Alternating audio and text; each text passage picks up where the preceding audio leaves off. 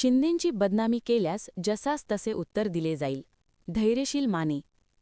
बारामती पोटनिवडणूक बिनविरोध होण्यासाठी शरद पवारांनी काँग्रेसकडे शब्द टाकावा. खरात प्रकरणात उपमुख्यमंत्री एकनाथ शिंदेंना बदनाम केल्यास शिवसेना जसास तसे उत्तर देईल, अशी प्रतिक्रिया शिवसेना शिंदे गटाचे खासदार धैर्यशील माने यांनी दिली. पाहूया ते काय म्हणतात. आता बूथ लेवल बूथ त्यांचा बूथ लेवल ऑफिसर जो असतो त्याच्या पद्धतीनं आमचा बूथ लेवल एजंट BLA म्हणजे त्या बूथवर असणाऱ्या लोकांना BLOला अतिरिक्तची मदत या ठिकाणी होण्याच्या दृष्टिकोनातून सर्व या ठिकाणी राजकीय पक्ष त्यांचे BLA नेमतायत. म्हणजे हा काय शिवसेना पक्षच नेमतोय असं नाही, सर्वच राजकीय पक्ष त्या ठिकाणी नेमतायत. चुकीचं काय होऊ नये आणि जर काही चुकत असेल तर त्याला दुरुस्त करण्यासाठी म्हणून तिथं तत्परतेनं आपली लोक उपलब्ध राहावीत. आपण जर पश्चिम बंगालच्या इलेक्शनमध्ये पाहिलं असेल तर 1 कोटी मतदार जवळपास या ठिकाणी मतदार यादीतनं कमी झाले. त्यामुळं चुकीचे मतदार झाले असतील, दुबार झाले असतील, मयत झालेले असतील किंवा नावं वेगवेगळ्या ठिकाणी असतील, परत दुसऱ्या गावी त्या ठिकाणी स्थलांतरित झाले असतील, याची सगळी माहिती शासन त्या ठिकाणी घेतं आणि योग्य ती मतदार यादीचं मॅपिंग करून त्या ठिकाणी हा कार्यक्रम केला जातो. त्याला पोषक म्हणून सर्वच राजकीय पक्ष कुठं कुठावर अन्याय होऊ नये याची काळजी म्हणून ही व्यवस्था त्या ठिकाणी तयार केली आहे.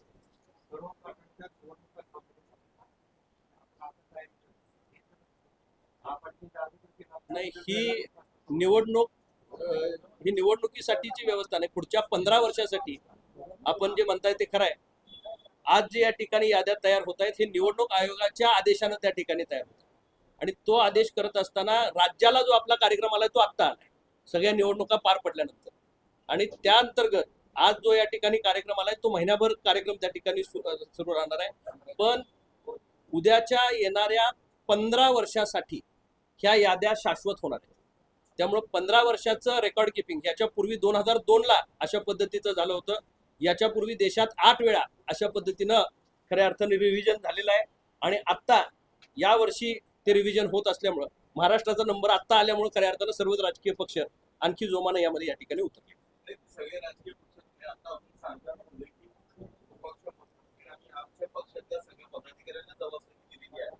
तर महापालिका निवडणुकीमध्ये अशी पक्षाची काही तयारी इथले स्थानिक नेते झगडत होते, प्रयत्न करत होते.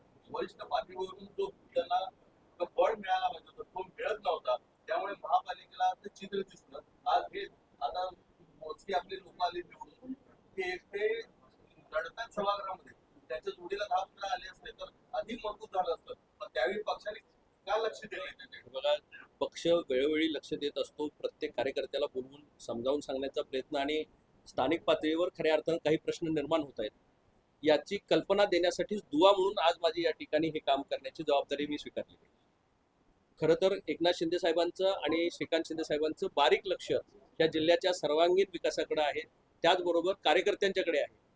आता परफॉर्मन्समध्ये का आलं नाही ह्याचंच उत्तर म्हणून आम्हाला आता स्पेशल ही जबाबदारी दिलेली आहे. आम्ही इतके चांगले कार्यकर्त्यांची टीम असणारा आमचा जिल्हा, इतके प्रभावी नेते या ठिकाणी आमच्या जिल्ह्यामध्ये त्या ठिकाणी काम करत आहेत आणि पूर्वीच्या काळामध्ये 5 आमदार याच जिल्ह्यानं शिवसेनेला हात बळकट करण्यासाठी दिलेले आहेत. पुढच्या काळामध्ये ही परिस्थिती आज आम्ही सुरुवात केली आहे. आता कुठली इलेक्शन होणार आहे? आता कुठली नगरपालिका नाही, जिल्हा परिषद नाही, पंचायत समिती नाही, महानगरपालिका झालेली आहे, नगरपंचायती झालेली आहेत. आत्ता येणारी पहिली स्थानिक स्वराज्य संस्था म्हणजे ग्रामपंचायती होणार.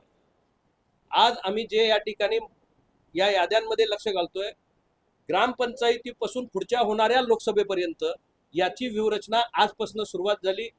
पुढं 3 वर्षानंतर लोकसभा आहे म्हणून त्याची बांधणी या ठिकाणी होणार नाही, तर आज 3 वर्षापूर्वीच पक्षानं त्या दिशेनं पावलं टाकायला सुरुवात केली.